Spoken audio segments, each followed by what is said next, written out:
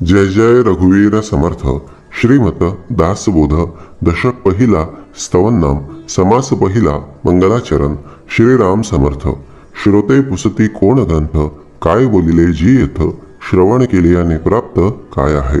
जय जय रघुवीर समर्थ श्री समर्थ चरणी नम्र निवेदन ठेवून श्री सद्गुरूंना वंदन करून श्रीमद दासबोधाच्या या पहिल्या दशकामध्ये अर्थात स्तवनामध्ये समर्थांनी जो पहिला समास दाखवला मंगलाचरण, ज्यामध्ये संपूर्ण ग्रंथारंभ लक्षात दाखवलेलं आहे।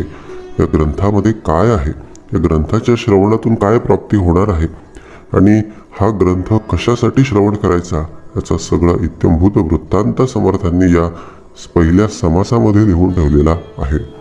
या ग्रंथाची निर्मिती गुरु आणि शिष्याच्या संवादाच्या माध्यमातून झाली। समर्थांनी सांगावं आणि कल्याण स्वामींनी ते लिहून घ्यावं अशा पद्धतीनं हा ग्रंथ लिहिला गेला।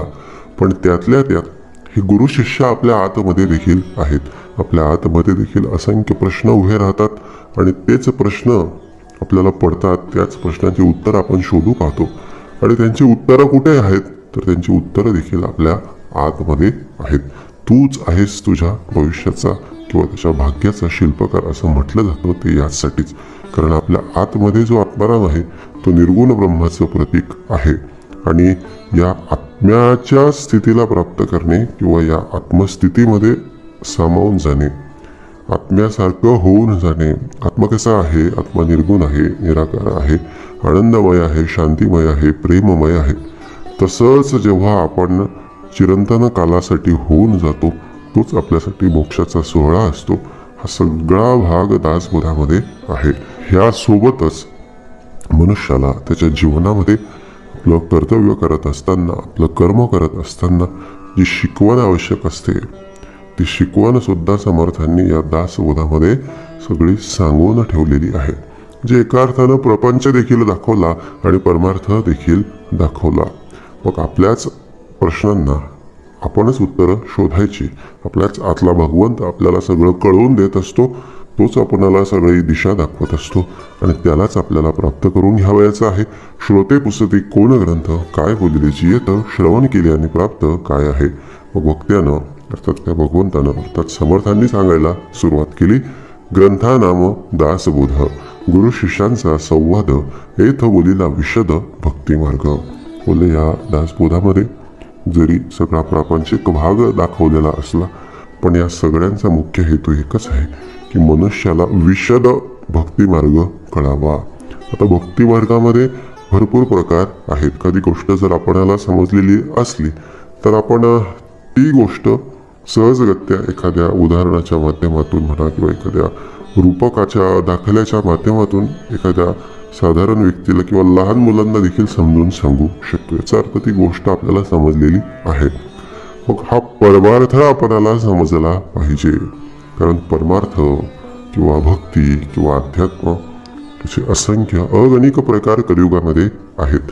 पण मनुष्याच्या अंतरी पोचणारा, अंतरापासून बदल घडवून आणणारा, परेपर्यंत पोचणारा, परेमध्ये असणाऱ्या त्या परेशापर्यंत घेऊन जाणारा आणि परामुक्त करणारा, मायामुक्त करणारा, विदेहीपणे मुक्ती भोगीत जावी हा सोहळा अनुभवायला देणारा परमार्थ मार्ग या दासबोधाच्या माध्यमातून समर्थांनी दाखवलेला आहे। म्हणून हा भक्तिमार्ग आपण श्रवणच केला पाहिजे, याचं वाचन केलं पाहिजे, नित्य नेमानं याचं सगळं पुरश्चरण आपण करत राहिलं पाहिजे, कारण भक्तीशिवाय पर्याय नाही। मनुष्य जीवनाचा एकमेव सार हे भक्तीमध्येच आहे। नको दैन्यवाने जिने भक्ती उणे।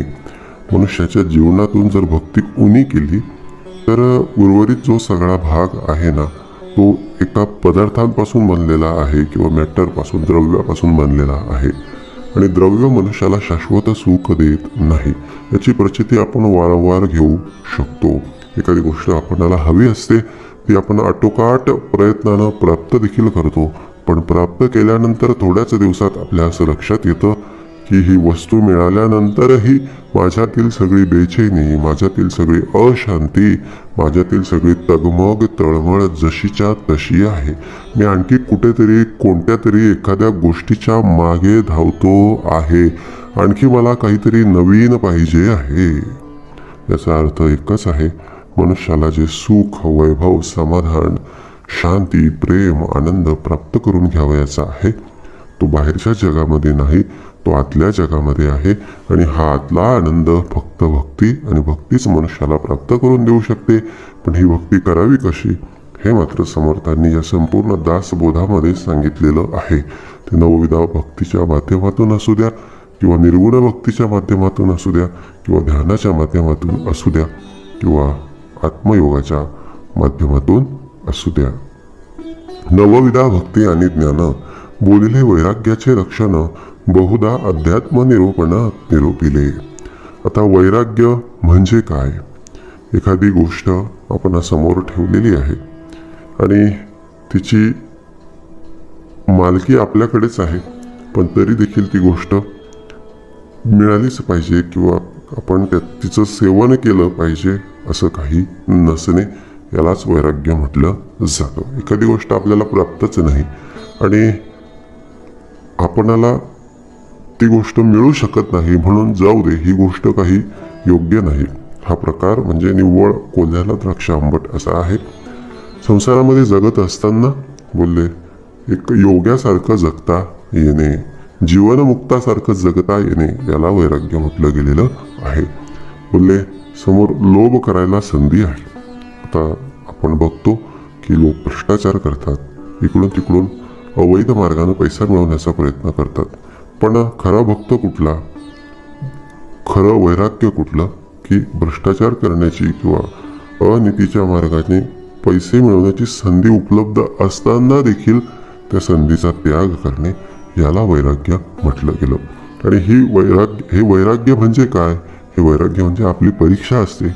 या वैराग्यामध्ये जो उत्तीर्ण होतो भगवंत, आपल्या आतमध्ये असणारा भगवंत, तोच चित्रगुप्त आपल्या आतमध्ये आहे, तोच यम आपल्या आतमध्ये आहे आणि तोच श्रीहरी देखील आपल्या आतमध्ये आहे. तो हे सगळं बघतो. या परीक्षेतून उत्तीर्ण होणाऱ्याला बरोबर तो संकटकालीन बाहेर काढत असतो. त्याला जे हवं नको ते सगळं तो मिळवून देत असतो. त्याची सगळी सोय करत असतो, जशी तुकोबाची केली, जशी प्रल्हादाची केली, सगळ्या संतांची केली. सगळ्या संतांना वेगवेगळ्या रूपाने त्याने सोडवलं. जनाबाईसाठी त्याने जातं ओढलं. जनाबाई बनून तो तिच्या घरी राहिला आणि त्या जनाबाईला त्याने पंढरीला पाठवलं. बोलले हे कोणासाठी? बोलले त्याच्याकडे वैराग्य आहे आणि त्यासोबतच त्या भगवंताप्रती प्रेम आहे. भगवंतासाठी तो भुकेला आहे आणि भगवंताला जो भाव हवा असतो, भगवंत भावाचा भुकेला, भावार्थ देखो न भुलला. बोले असा भावार्थ ज्याच्या अंतरी आहे, वसे अंतरी प्रेम पाशा पिपाशा, ऋणी देव हा भक्तिभावे जयाचा, जगी धन्य तो दास सर्वोत्तमाचा.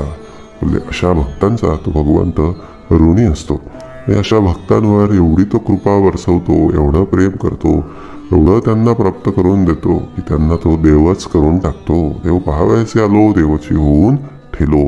भक्तीचे न योगे देव, निश्चय पावती मानव, ऐसा आहे अभिप्राव ये ग्रंथी. भक्तीच्या माध्यमातून देव होता येतं, हे आता आपण श्रवण केलं त्या पद्धतीनं होता येतं. बोले देव करता करता स्वतःचा विसर पडणे, देवमय होऊन जाणे, हेच भक्तीचे न योगे देव, निश्चय पावती मानव. हे फक्त आपल्याला उत्तम निश्चयाच्या माध्यमातून, उत्तम भक्तीच्या माध्यमातून प्राप्त करून घेता येतं. मुख्य भक्तीचा निश्चयो, शुद्ध ज्ञानाचा निश्चयो, आत्मस्थितीचा निश्चयो बोलिला असे. म्हणून सगळ्यात महत्त्वाचं काय असेल तर भक्ती. सगळ्यात मुख्य काय असेल तर भक्ती.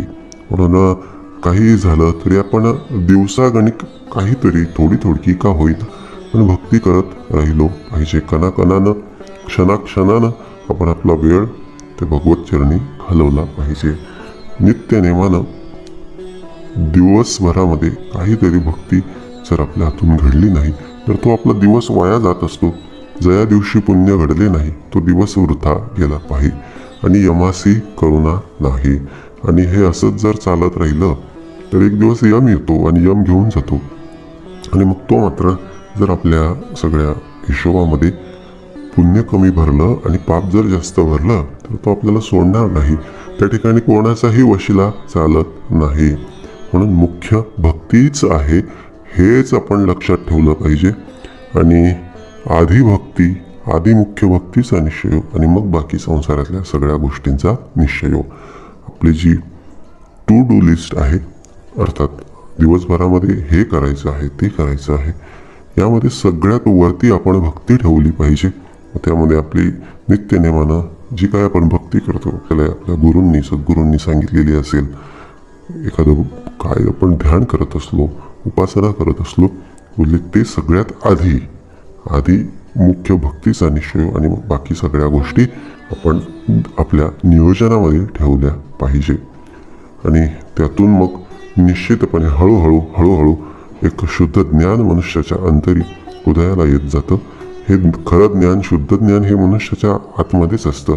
ती भगवंताची जाणीव असते. ती जेवढं जसं आपण भगवंताच्या भक्तीमध्ये तल्लीन होत जातो, जसं आपण भगवंताच्या भक्तीमध्ये एकरूप होत जातो, ते शुद्ध ज्ञान आपल्या अंतरीच प्रकट होत जातं.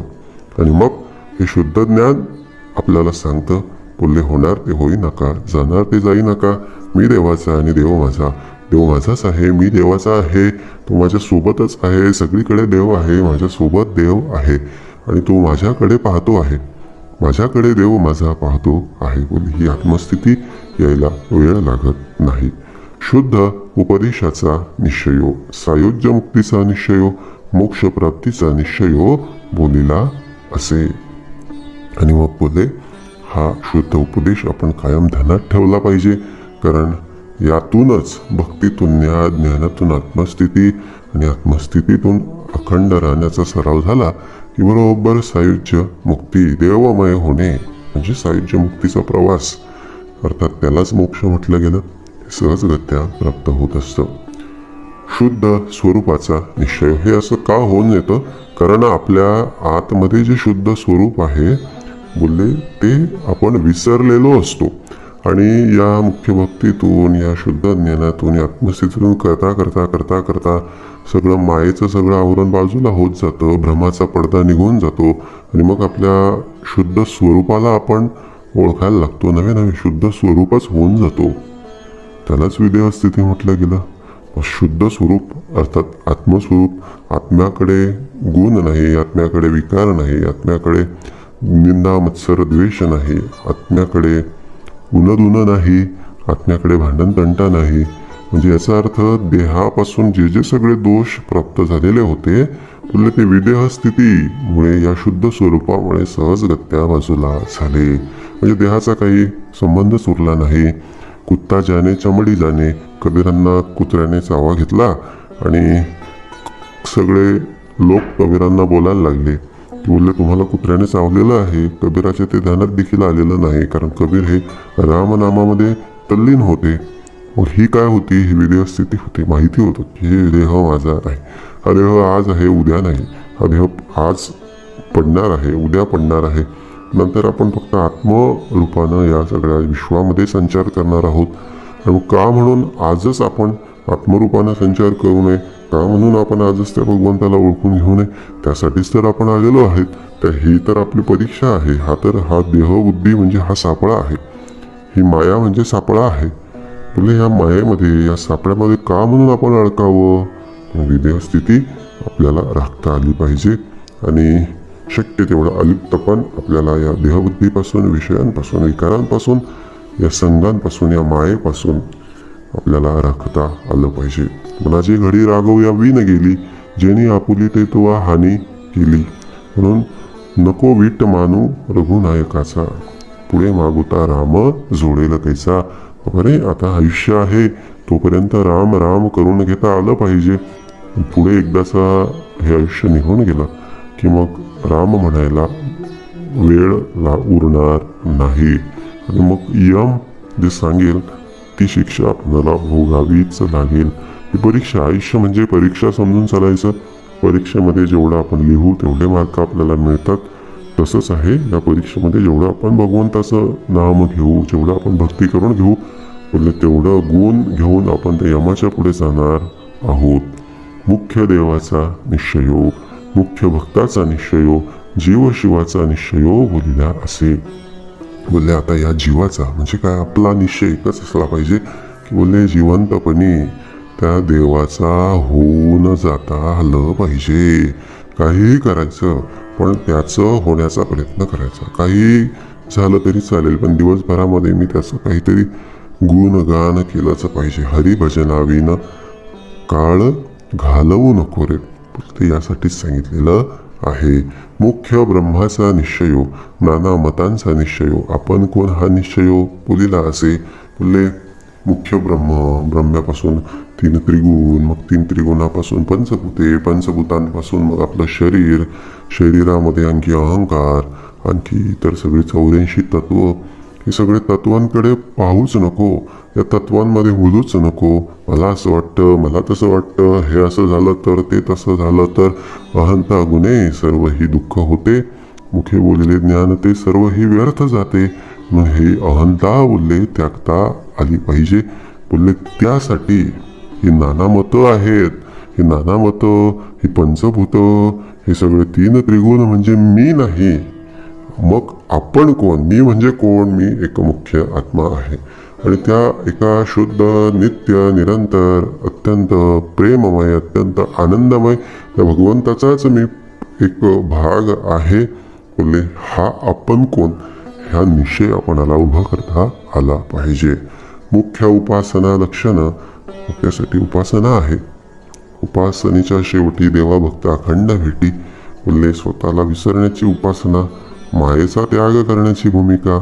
सगळं सर्व सांडून शोधा मजला, सर्व सांडून सगळी धावपळ, सगळा लोभ, सगळी संसारातली सगळी चिंता व्यथा सोडून काही ना काही थोडं फुल ना पाकळी त्या भगवंताला भेटण्याची सगळी क्रिया म्हणजे उपासना. मुख्य उपासना लक्षणं ती आपण अंगीकारलीच पाहिजे. नाना कवित्व लक्षणं आणि त्यातून उभं राहतं. म्हणजे ते भगवंताबद्दलचं प्रेम, ते भगवंताबद्दलचा आनंद, भगवंताबद्दलची आस्था आणि भगवंताबद्दलची ओढ.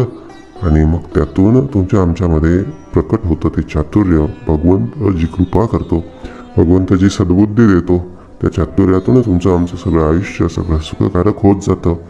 मायोद्भवाचे लक्षणं आणि सगळ्यात महत्त्वाचं म्हणजे ही क्षणक्षणाला उद्भवणारी सगळी माया. आता आभाळ आहे, आभाळामध्ये कसे ते ढग येतात जातात, कधी काळे होतात, कधी निळे होतात, कधी ऊन पडतं, कधी सावली पडते, कधी प्रकाश, कधी अंधकार. हे ढग, हे आभाळ म्हणजे मूर्तिमंत मायोद्भवाचं सगळं उदाहरणच आहे. तसं तुमचं आमचं आयुष्य तसंच आहे. कधी आनंद, कधी सुख, कधी दुःख, कधी चिंता, कधी हर्ष. एखाद दिवस वेगळाच येतो, एखाद दिवस अत्यंत भयंकर असतो, एखाद दिवस अत्यंत आल्हाददायक असतो, एखाद दिवशी काहीच घडत नाही. पण ह्या सगळा मायेचा महिमा आहे. हे सगळं पंचभूतिक देहातून बघितलं ना, पंचभूतांची लक्षणं, तर हे सगळं असंच दिसतं. पण करता कोण हे लक्षणं जर जाणून घेतलं, मी देवाचा आणि देव माझा, मी देवाचा देव माझा, या व्यतिरिक्त काहीच नाही. बाकी सगळं हे सगळं क्षणिक आहे. हे सगळं काया माया 2 दिवसांची वस्ती कोठेतरी करावी, ही भूमिका म्हणजे करता कोण हे लक्षणं बोलिले असे. आहे तितके देवाचे, आहे तितके देवाचे. करता कोण, तो भगवंत आहे तितके देवाचे. बोलले त्याचंच आहे, त्याच्याच मर्जीनं होत आहे आणि त्याला हवं तसंच होत आहे. मग बाहेरच्या जगात असू द्या किंवा माझ्या आयुष्यात असू द्या, माझ्या घरात असू द्या, आजारी पडलो ना, पडू द्यात. बोलले आहे तेवढे देवाचे. नुकसान झालं ना, होऊ द्यात, आहे तेवढे देवाचे. बोलले फायदा झाला ना, खूप मोठं घबाड सापडलं, खूप आनंद झाला. बोलले आहे तेवढे देवाचे, देवाचं होतं म्हणून झालं, माझं कुठे काय आहे. बोलले हासी ही सर्व ठाई एक समसमान राहण्याची भूमिका जी आहे ना, बोलले ती करता कोण, का भगवंताला करता मानण्याची भूमिका आहे. नाना किंत निवारिले, नाना संशयो छेदिले, नाना आशंका फेडिले, नाना प्रश्न. मग हे सगळे किंत, हे सगळे संशय, हे सगळे अध्यात्मग्रंथ श्रवणातून, सत्पुरुषांच्या सगळ्या संघामधून, सद्गुरू भक्तीमधून सगळे बाजूला होत असतात. ती सद्गुरू भक्ती दाखवणारा हा दासबोध आहे. ऐसे बहुधा निरोपिले ग्रंथगर्भी जे बोलिले, ते ओघेचे अनुवादले न वचे की कदा. तथापि अवघा दासबोध दशक फोडून केला विशद, जे जे दशकींचा अनुवाद ते ते दशकी बोलिला. त्या प्रत्येक दशकामध्ये बरोबर ज्या त्या दशकाच्या अनुषंगानं समर्थांनी सगळं लिहून ठेवलेलं आहे. आणि या दासबोधाचं आणखी एक वैशिष्ट्य असं की ज्या दशकाला अर्थात ज्या देहाकडे जो भाग अडकलेला आहे तो भाग त्याला बरोबर त्या ओळींच्या माध्यमातून श्रवणाच्या माध्यमातून बरोबर त्याला समर्थ कळवून देत असतात आणि त्याचा अंतरीचा भाग सोडवत असतात. हे एक प्रचंड अत्यंत विशेषता या ग्रंथाची आहे. प्रत्येक जण जो ग्रंथाचं वाचन करतो श्रवण करतो त्या प्रत्येकाला त्याला हवं तसं बरोबर सगळं ते लोणी मंथून ते तूप बरोबर समर्थ काढून देत असतात. कोणाला ताक हवं असतं, कोणाला लोणी हवं असतं, कोणाला तूप हवं असतं. ज्याला जे हवं ते बरोबर भगवंत प्राप्त करून देत असतो. नाना ग्रंथांच्या संमती, उपनिषदे, वेदांत श्रुती आणि मुख्य आत्मप्रचिती शास्त्रे संहिता. बरोबर हे सगळं सांगितलं. मग याच्या मागे आधार काय? तर समर्थ म्हणले या सगळ्यांच्या मागे सगळ्या शास्त्रांचा आधार आहे. पुढे शास्त्र कुठले ते सगळी नावं सुद्धा समर्थांनी या ठिकाणी पुढे सगळी दिलेली आहेत. म्हणजे काय, हे युगानुगे वर्षानुवर्षे सगळं सिद्ध झालेलं आहे. भगवंतांनीच सगळं वेगवेगळ्या अवतार पंगती धारण करून हे सगळं सांगून ठेवलेलं आहे. तेच समर्थांनी आमच्यासाठी एक सोप्या स्वरूपामध्ये प्राकृतामध्ये एक शुद्ध मराठीमध्ये सगळं आम्हाला सगळं आणून दिलेलं आहे. नाना संमती अन्वये मनोनी मिथ्या म्हणता नाही, तथापि हे अनुभवासी ये प्रत्यक्ष आता. वत्सरे असे मिथ्या म्हणती, तरी अवघेची ग्रंथ उच्छेदती. नाना ग्रंथांच्या संमती भगवत वाक्ये. आता हे जे सगळं सांगितलेलं आहे ना, हे वेगवेगळ्या सगळ्या ग्रंथांच्या आधारानं सांगितलेलं आहे. मग समर्थ म्हणाले, बाबा एकदा वाचून बघ आणि त्याची प्रचिती घेऊन बघ. आणि जर विना प्रचितीचं जर आपण याला व्यर्थ म्हणत असलो किंवा मिथ्या म्हणत असलो तर बोलले त्यातून आपलीच अधोगती आहे. मत्सरे अशी मिथ्या म्हणती, तरी अवघेची ग्रंथ उच्छेदती. मग आपण त्या असलेल्या सगळ्या ग्रंथांनाच दोष देतो आहे. म्हणून असे न करता आपण शुद्ध भावाने शुद्ध हेतू मनात ठेवून एक प्रांजळ मनानं या ग्रंथाचं वाचन केलं पाहिजे आणि श्रवण केलं पाहिजे. मग ह्या ग्रंथाच्या लेखनासाठी कोणकोणत्या ग्रंथांचा आधार घेतलेला आहे? शिवगीता, रामगीता, गुरुगीता, गर्भगीता, उत्तर गीता, अवधूत गीता, वेद आणि वेदांत, भगवद्गीता, ब्रह्मगीता, हंसगीता, पांडवगीता, गणेशगीता, यमगीता, उपनिषदे, भागवत. आता हे जे सगळे ग्रंथ आहेत ना, या सगळ्या ग्रंथांमध्ये भगवंतच वेगवेगळ्या रूपांनी बोललेला आहे. म्हणजे एका अर्थानं ही सगळी भगवत वचनेच आहेत. म्हणजे भगवत वचनं कधी त्या ठिकाणी खोटी ठरू शकत नाही, ती कधी वाया जाऊ शकत नाही आणि ती काही उगाच बोललेली नसतात. म्हणून या ग्रंथातील प्रत्येक ओळ ही संपूर्णतः भगवंताचं वचन प्रमाण मानून आपण ती अंगीकारली पाहिजे आणि त्याचा आपल्या सगळ्या जीवनामध्ये वापर केला पाहिजे. इत्यादिक नाना ग्रंथ संमतीस बोलिले येथ, भगवद वाक्य यथार्थ निश्चयसी. भगवद वचनी अविश्वासे, ऐसा कोण पतित असे. भगवद वाक्य विरहित नसे, बोलणे येथेचे. म्हणून भगवंताच्या वाक्याशिवाय येथे काहीच नाही. मनाचं इकडचं तिकडचं गोळा करून आणलेलं असं काहीही नाही. जे काही आहे ना ते भगवद वाक्य आहे. आणि भगवद वाक्य म्हणजे परीस असतो. बोलले जो घेतो ना, भावार्थानं जो घेतो, विश्वासानं जो घेतो, त्याच्यासाठी तो परीस असतो.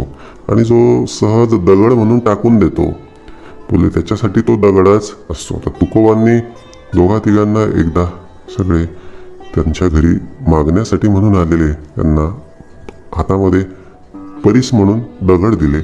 पण त्यातल्या एक दोघांनीच घरापर्यंत नेले, बाकीच्यांनी रस्त्यातच फेकून दिले. आता ज्यांनी घरामध्ये नेले आणि या लोखंडामध्ये ठेवले किंवा लोखंडाला लागून ठेवले, बोलले त्यांच्या घरामध्ये सोनं उगवलं, त्यांचं आयुष्य सोन्याचं झालं. आता परीस म्हणजे संत वचन, भगवत वचन. हे आपण जर आपल्या आयुष्यामध्ये लावलं तर आपलं आयुष्य सोन्याचंच होत असतं. आणि आपण जर हे असेच सहज दगड म्हणून टाकून दिले तर बोलले दगड मोल माती मोल सगळं आपलं आयुष्य जात असतं.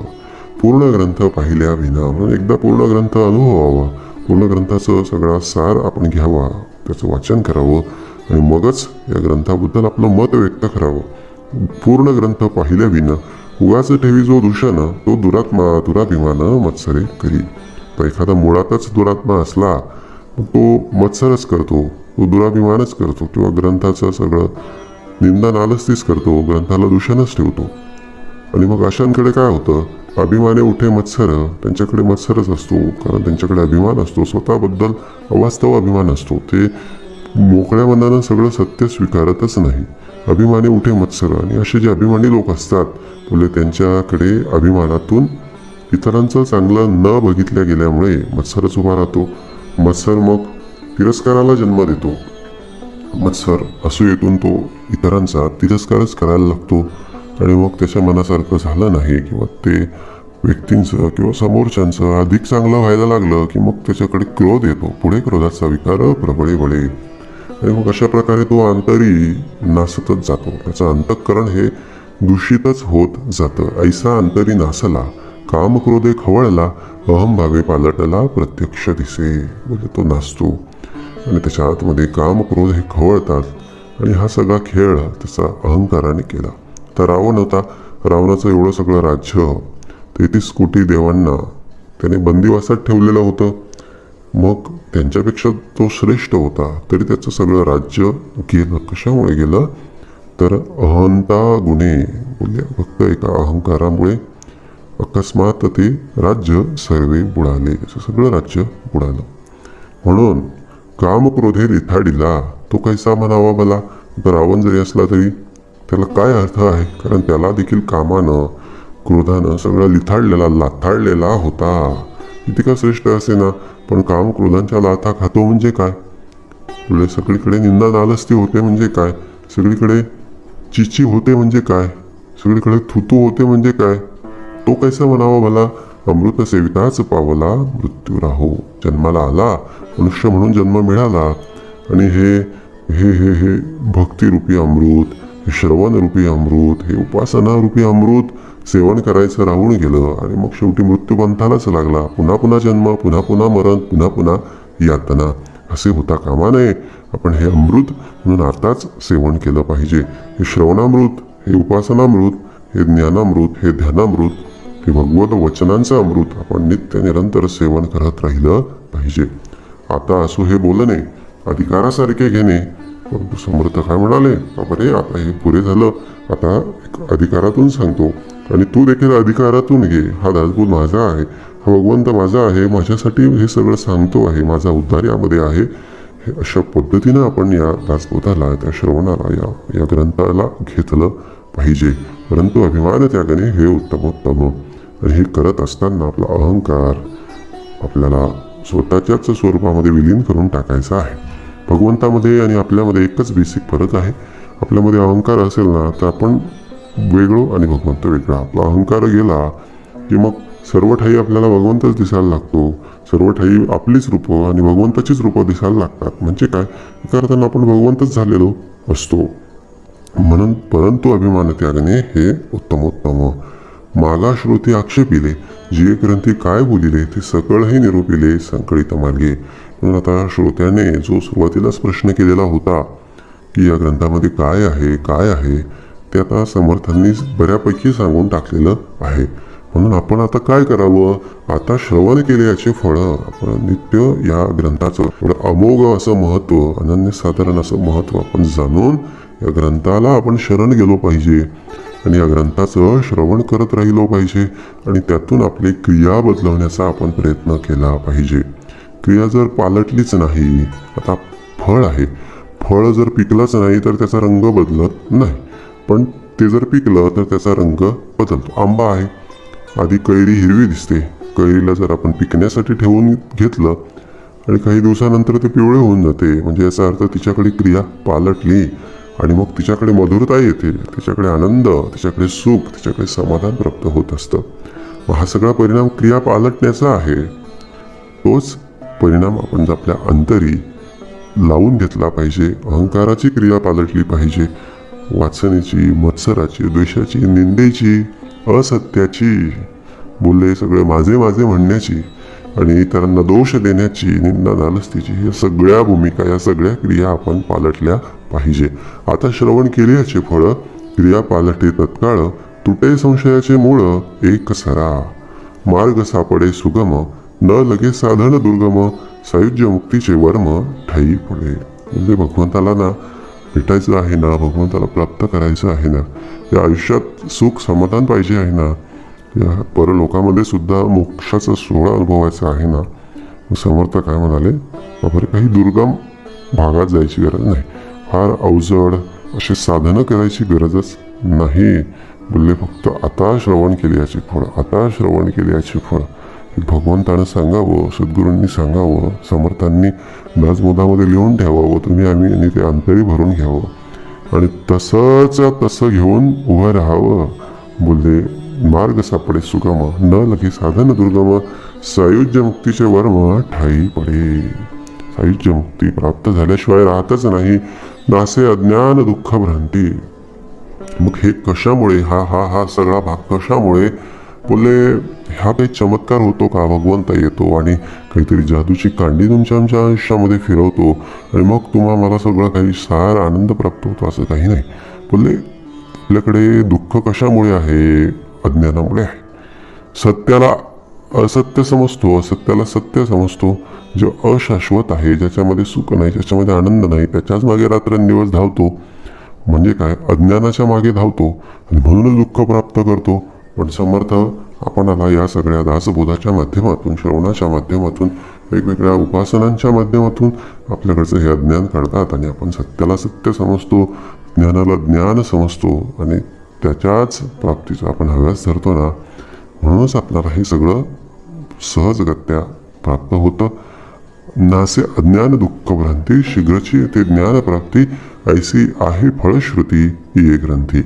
योगी यांचे परमभाग्य अंगी बाणे ते वैराग्य चातुर्याकडे यथा योग्य विवेके सहित. म्हणून वैराग्या परते भाग्य नाही. आपल्याकडे भक्ती मार्ग उभा राहिला किंवा आपण भक्ती मार्गावर चालतो आहे, हे आपण कसं तपासायचं, याच्यासाठी हे मोजण्याचं एखादं मोजमापक आहे का, एखादं मीटर आहे का, तर आहे. बोलले आपल्याकडे वैराग्य किती आहे याच्यावरून समजून घ्यायचं की आपल्यावर भगवंत किती कृपा करू शकतो किंवा किती आनंद आपल्या आयुष्यामध्ये उभा राहू शकतो. योगी यांचे परमभाग्य, खरा भाग्यवान कोण आहे, त्याच्याकडे वैराग्य उभं राहिलं आणि त्या वैराग्याचं चातुर्य त्याला कळालं, तो विवेक ज्याच्याकडे उभा राहिला ना, तो खरा भाग्यवान आहे.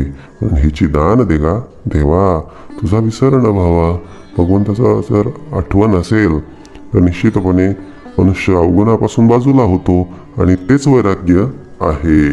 भ्रांत अवगुणी अवलक्षण तेची होती सुलक्षण धूर्त तार्किक विचक्षण समयो जाणती. बोले जी भ्रांत मनाला पडलेली होती अज्ञानाची, मायेची, ती भ्रांत निघून जाते, अवगुण गळून पडतात, अवलक्षणं निघून जातात आणि सुलक्षणं मनुष्याकडे उभे राहतात. त्याच्याकडे धूर्तपणा, तार्किकपणा, तर्कनिष्ठेने तो वागायला लागतो, तर्क करायला लागतो. सावधपण, विचक्षण म्हणजे काय, सावधपण त्याच्याकडे उभं राहतो. आळसी त्याची साक्षेपी होती, त्याच्याकडे स्वतःचं हित साधण्याचा आळस होता. संसारातला आळस त्याच्याकडे नव्हता, त्याच्याकडे त्या ठिकाणी तो सावधच होता, पण स्वतःचं हित मात्र तो साधत नव्हता. प्रचंड आळस, प्रचंड कंटाळा, आयुष्य त्याचं असंच वाया चाललेलं होतं. पण या ग्रंथाच्या माध्यमातून त्याच्याकडचा हा आळस निघून जातो आणि तो आपुल्या हितासाठी तो जागता होतो. पापी तिची प्रस्तावती, पाप्यांकडे आपण केलेल्या कुकर्माबद्दल पश्चाताप निर्माण होतो आणि यापुढे आपण सत्कर्माचा मार्ग धरावा असं त्यांना वाटू लागतं. निंदक तिची वंदू लागती भक्ती मार्गासी. बद्धची होती मुमुक्ष, मूर्ख होती अतिदक्ष, अभक्तची पावती मोक्ष भक्ती मार्गे. बद्ध अर्थात ज्याला भगवंताशी काही घेणं देणं नाही, तो संसारामध्ये बद्ध आहे, विषय वासनांमध्ये बद्ध आहे, तो त्यांच्या व्यतिरिक्त भगवंताची आस धरायला लागतो. भगवंताबद्दल प्रेम, भगवंताबद्दलची प्रीती, भगवंताचा मार्ग तो धरायला लागतो. म्हणजे तो मुमुक्ष होऊन जातो. मूर्खपणा हाच त्याचा मूर्खपणा होता, म्हणजे तो निघून जातो. तो आपल्या हितासाठी, आपल्या कल्याणासाठी तो सजग व्हायला लागतो. आणि सगळ्यात विशेष म्हणजे अभक्त जो होता, ज्याला भक्ती मार्गाचा मागमूसही नव्हता, लवलेशही नव्हता, अशा सुद्धा व्यक्तींना मोक्ष देण्याचं सामर्थ्य हा दासबोध ठेवत असतो. कारण हा दासबोध सगळ्यांना चालू शकतो. यामध्ये विशिष्ट असं अवडंबर समर्थांनी सांगितलेलं नाही, कर्मकांड सांगितलेलं नाही. समर्थ तर म्हणतात बाबा बसल्या जागी बैस, एक मनामध्ये विकल्प ठेवू नको, दोन्ही भुवयांच्या मध्ये एक ध्यान धरण्याचा प्रयत्न कर, स्वतःच्या स्वरूपाला ओळख आणि त्या निर्गुण निराकारासारखाच होऊन जा, तोच मोक्ष आहे. बोलले यामध्ये कसलं आलं अवडंबर, यामध्ये कसलं आलं कर्मकांड, यामध्ये कसला आला सगळा फापट पसारा. बोलले काहीच नाही. अभक्त जरी असला ना, देवाला मानणारा जरी असला ना, तरी तो स्वतःमध्ये स्वतःला शोधून त्या भगवंतापर्यंत पोहोचू शकतो. नाना दोष ते नासती, म्हणजे असलेले सगळे दोष त्यातून सगळे नाहीसे होतात. पतिततेची पावन होती प्राणी पावे, उत्तम गती श्रवण मात्रे. निश्चितपणे उत्तम गती प्राप्त करून देण्याचा हा सगळा भाग आहे. नाना धोके देहबुद्धीचे, नाना किंत संदेहाचे, नाना उद्वेग संसाराचे नासती श्रवणे. खरा धोका कशामध्ये आहे माहिती आहे का? आपल्याला इतर कोणीही दुश्मन नाही, बाहेरचं कोणीही आपल्याला त्रास देऊ शकत नाही. आपल्या आतमध्ये देहबुद्धी आहे, ती देहबुद्धी आपल्याला पाप करायला लावते. बोलले तिचा धोका ओळखून देण्याचं सामर्थ्य, तो धोका जाणवून देण्याचं सामर्थ्य या ग्रंथामध्ये आहे. आपले अंतर्चक्षु उघडतात, त्या अंतर्चक्षुतून आपल्याला कळतं की आपल्याला धोका कशापासून आहे. आणि सगळे संदेह, मी कोण देव कोण हे आपल्याला कळत नव्हतं, आधी आता कळायला लागलं. म्हणजे मी कोण देव कोण एकच आहे, तो आपल्या अंतरीच आहे. देव जवळी आणि अंतरी परी भेट नाही जन्मभरी. बोले हे जन्मभराचं सगळं दुःख, नाना उद्वेग संसाराचे नासती श्रवणे. ऐसी याची फलश्रुती, श्रवणे सुखी अधोगती, मनास होय विश्रांती समाधान. समर्थांनी आता एकाच ओळीत सगळं सार सांगून टाकलं. बाबा रे, एकच लक्षात ठेव, अधोगती चुकणार आहे. मनाला विश्रांती अर्थात इह लोकामध्ये सौख्य समाधान मिळणार आहे, आणि परलोकामध्ये सुद्धा मोक्षाचे दरवाजे, मोक्षाची द्वारं आपणासाठी उघडली जाणार आहे. पण हे कोणाला? जयाचा भावार्थ जैसा, ज्याने शुद्ध भावानं शुद्ध हेतून या ग्रंथाचं श्रवण, या ग्रंथाचं वाचन केलं त्यांना. आणि ज्याने मत्सरातून, दोषातून, द्वेषातून, निंदेतून हा ग्रंथ वरच्यावर बघितला, बोलले त्याला पूर्ण प्राप्ती होणारच नाही. मत्सरधरी जो पुसा तयास त्याची प्राप्त. त्याला शेवटी मग तेच जे आपण चिंतन करतो ना, आपल्या आंतरिक कल्पवृक्ष आहे. मना राम कल्पतरू कामधेनू, आपल्या आतमध्ये तो राम आहे आणि तोच कामधेनू आहे. आणि म्हणून आपण मनामध्ये सतत ज्या गोष्टींचं चिंतन करतो ना, त्याच गोष्टी त्याच आपल्या समोर येत असतात. आपण जर मत्सर, निंदा, नालस्ती जर करत असतो इतरांबद्दल म्हणा, समाजाबद्दल, इतर धर्माबद्दल, इतर पशूंबद्दल, या जगाबद्दल जर आपण वाईट चिंतन करत असलो ना, तर आपलं देखील वाईटच होतं. म्हणून आपण उत्तम चिंतन करावं, सर्वाठाई भगवंताला बघावं, सगळीकडे प्रेमदृष्टीनं बघावं, सगळ्यांना मदत करावी, मानवता धर्माचं पालन करावं, सर्वाठाई त्या भगवंताच्या रूपांना आपण बघत जावं. जे जे देखेभूत ते ते भगवंताचे रूप. म्हणून हा भावार्थ जर असेल ना, तर तयास लाभ तैसा, मत्सरधरी जो पुसा तयास तेची प्राप्त. येथे श्री दासबोधे गुरु शिष्य संवादे मंगलाचरण नाम समास पहिला. जय जय रघुवीर समर्थ.